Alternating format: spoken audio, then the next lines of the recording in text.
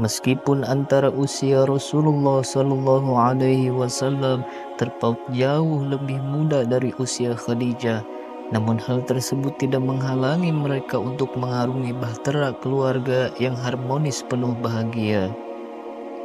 Sang istri Khadijah, meskipun seorang wanita kaya raya dan bersuamikan Rasulullah Sallallahu Alaihi Wasallam yang asalnya orang tak berpunya, tetap memposisikan diri sebagaimana layaknya seorang istri. Dengan penuh khidmat dan rasa cinta seorang istri, dia berusaha untuk selalu mendapatkan keridhaan sang suami. Bahkan dia menghadiahkan kepada Rasulullah Sallallahu Alaihi Wasallam seorang budaknya yang bernama Zaid bin Harisah, karena dia melihat Rasulullah Sallallahu Alaihi Wasallam menyukainya. Sementara Rasulullah Sallallahu Alaihi Wasallam sendiri, walau beristri seorang wanita mulia yang kaya raya, hal tersebut tidak mempengaruhi kemuliaan budi pekertinya. Beliau tetap dengan kemuliaan akhlaknya, baik terhadap keluarganya maupun terhadap masyarakat. Dirinya tidak berubah berperilaku tercela hanya karena gemilang harta. Perkara ini merupakan pelajaran berharga bagi setiap keluarga muslim, bahwa hubungan dan perilaku suami istri tidak ditentukan oleh latar belakang kedua belah pihak, tetapi ditentukan oleh kedudukan yang telah Allah tetapkan kepada mereka. Suami tetaplah seorang kepala keluarga, apapun latar belakangnya. Dia berkewajiban memenuhi kebutuhan keluarganya, baik pangan maupun sandang, serta melindungi dan membimbing mereka dengan sikap yang bijak. Sedangkan seorang istri, tetaplah dia seorang yang seharusnya patuh kepada suaminya selama tidak diperintahkan berbuat maksiat, serta dituntut menjadi pendamping yang dapat meringankan beban sang suami dalam suka dan duka.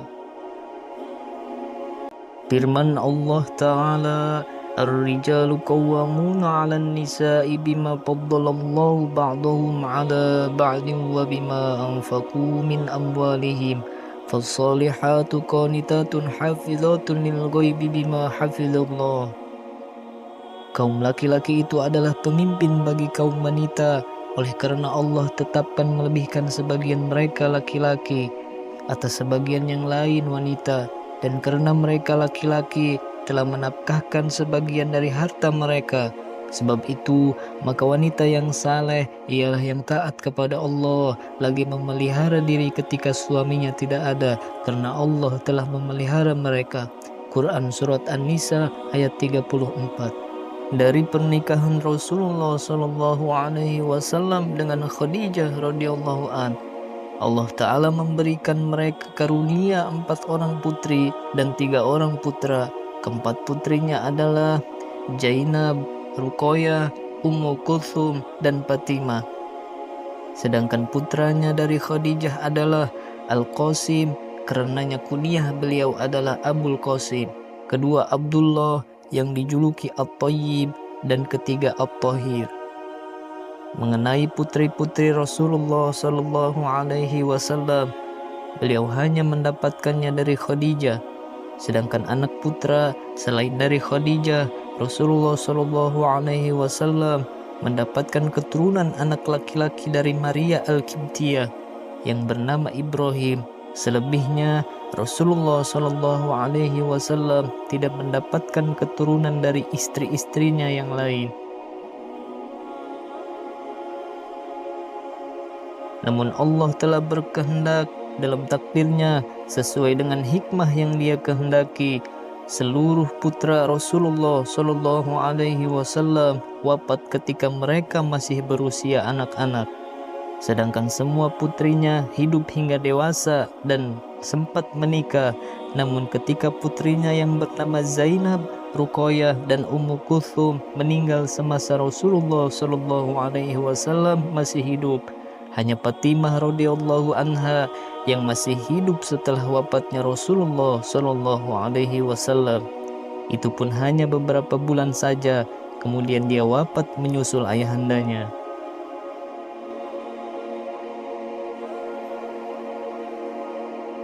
Kesetiaan Khadijah terhadap suaminya Rasulullah Shallallahu Alaihi Wasallam ternyata tidak sebatas urusan rumah tangga. Hal itu terbukti ketika fase kehidupan Rasulullah Shallallahu Alaihi Wasallam memasuki ruang lingkup kenabian.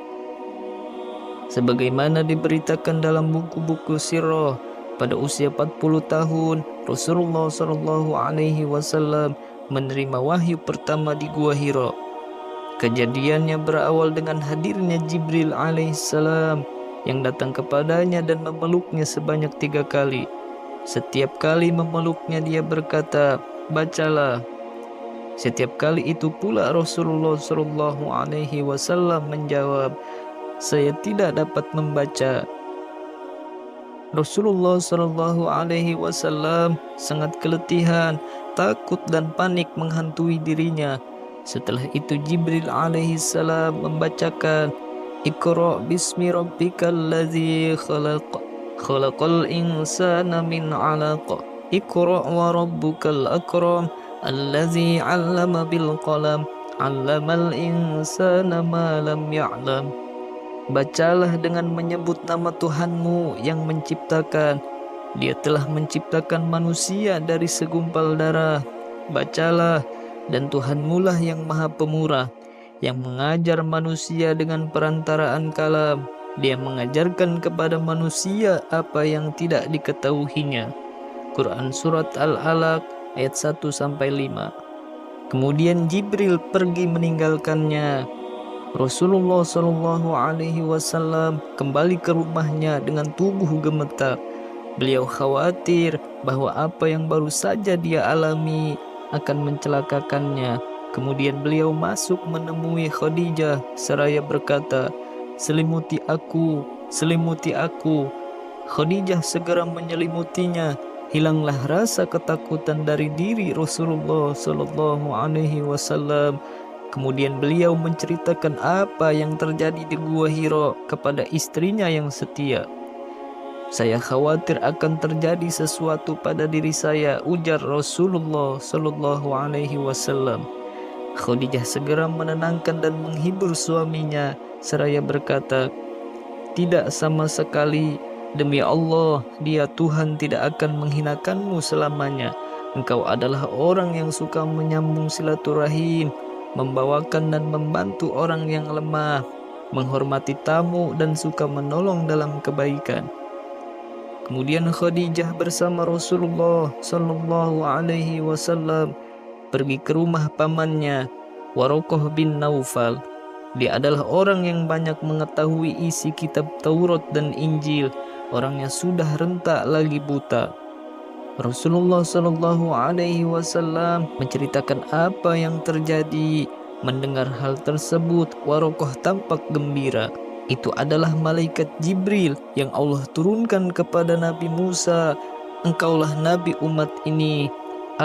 Sayang sekali seandainya saja aku masih hidup saat engkau diusir oleh kaummu. Apakah mereka akan mengusir aku?" tanya Rasulullah Shallallahu Alaihi Wasallam. "Ya, tidak ada seorang pun membawa ajaran seperti apa yang engkau bawa, kecuali dia akan dimusuhi. Seandainya aku mengalami saat hal itu terjadi, sungguh aku akan membelamu," kata Waraqah. Namun ternyata Waraqah meninggal dunia ketika wahyu sempat terputus beberapa lama setelah wahyu pertama. Mengetahui apa yang sesungguhnya dialami oleh Rasulullah Shallallahu Alaihi Wasallam, sebagaimana disampaikan oleh Waraqah, Khadijah tanpa ragu-ragu langsung menyatakan keimanannya. Maka jadilah dia orang pertama yang menyatakan keimanannya di hadapan Rasulullah. Hal ini jelas sangat besar artinya bagi Rasulullah Shallallahu Alaihi Wasallam dalam meringankan bebannya dan membantunya dalam tugas-tugas dakwah. Demikianlah sejak pertama kali Rasulullah Shallallahu Alaihi Wasallam menerima wahyu kenabian, Khadijah sudah siap di sampingnya sebagai seorang istri yang akan selalu membelanya dan mendukung perjuangannya dengan harta dan jiwanya serta buah pikirannya yang jernih. Hal inilah yang sangat dikenang Rasulullah Shallallahu Alaihi Wasallam pada Khadijah. Di samping kepribadiannya yang mulia, maka wajar kalau kedudukannya di hati Rasulullah Shallallahu Alaihi Wasallam tidak tergantikan. Walau dia kelak telah meninggal dunia dan beliau Shallallahu Alaihi Wasallam telah menikah lagi dengan wanita-wanita lainnya. Ketika Rasulullah Shallallahu Alaihi Wasallam diangkat menjadi nabi, Khadijah sebenarnya sudah masuk usia senja, yaitu sekitar usia 55 tahun. Usia seorang wanita yang seharusnya menikmati sisa-sisa hidupnya dengan tenang ditemani anak cucu. Namun tidak bagi Khadijah, justru pada usia itulah perjuangan dan pengorbanan yang sesungguhnya dimulai. Jika kita membaca sejarah dakwah Rasulullah Shallallahu Alaihi Wasallam, betapa beratnya tantangan dan cobaan yang beliau hadapi pada permulaan fase dakwahnya, maka kurang lebih itulah yang dihadapi oleh Khadijah. Sebab sebagai istri yang sangat mencintai dan setia terhadap suaminya, maka apa yang dirasakan oleh suaminya tentu dia turut pula merasakannya, baik secara fisik maupun mental. Bahkan ketika pada tahun ke-7 kenabian, ketika Rasulullah Shallallahu Alaihi Wasallam dan seluruh kaum muslimin serta Bani Hashim dan Bani Abdul Muthalib diboikot oleh orang-orang kafir Quraisy, Khadijah pun ikut menemani Rasulullah Shallallahu Alaihi Wasallam dalam masa-masa pemboikotan yang amat berat dengan sisa-sisa tenaga yang dimiliki. Sebuah ujian dan pengorbanan yang teramat berat, sebab pemboikotan berlangsung selama 3 tahun. Mereka diisolir di sebuah perkampungan dan tidak dapat melakukan jual beli atau berbagai transaksi lainnya. Otomatis persediaan pangan menjadi sangat menipis dan kebutuhan-kebutuhan dasar lainnya sangat sulit didapatkan. Namun akhirnya atas pertolongan Allah Ta'ala, pemboikotan tersebut berakhir juga. Bagaimana seorang wanita yang asalnya mulia dan kaya raya bersedia dan mampu menjalani kepedihan hidup yang sangat berat, selalu berada di samping suaminya serta membelanya dengan segenap jiwa raganya. Rasanya kalau bukan dengan bahasa keimanan, cinta dan kesetiaan, sulit bagi kita untuk mendapatkan rahasia jawabannya. Sungguh merupakan teladan yang sangat berharga bagi seluruh kaum muslimin, khususnya kaum muslimat di mana saja dan kapan saja. Namun kesetiaan dan pengorbanan Khadijah justru harus berhadapan dengan usianya sendiri. Selesai pemboikotan, fisiknya semakin lemah. Wajar saja karena saat itu usianya sudah mencapai 65 tahun. Dan akhirnya saat-saat yang sangat menyedihkan itu tiba, kurang lebih 3 tahun sebelum peristiwa hijrah. Khadijah radhiyallahu an menghadap Robnya setelah dia mengerahkan segenap pengorbanan dan kesetiaannya kepada Rasulullah Sallallahu Alaihi Wasallam, meninggalkan berbagai kemuliaan yang akan selalu dicatat tinta sejarah dan dikenang miliaran manusia sepanjang masa. Dia meninggal pada usia 65 tahun, dimakamkan di sebuah daerah bernama Hajun di kota Mekah.